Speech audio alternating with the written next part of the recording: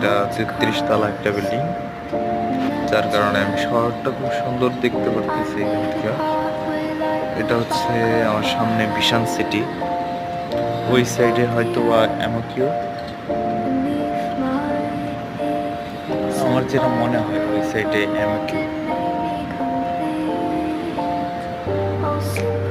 আর ভিডিওটা করতেছিলাম এই কারণে আজকের ওয়েদারটা অনেক সুন্দর বলা যায়, আবার কিছুটা ডিস্টার্ব করছে।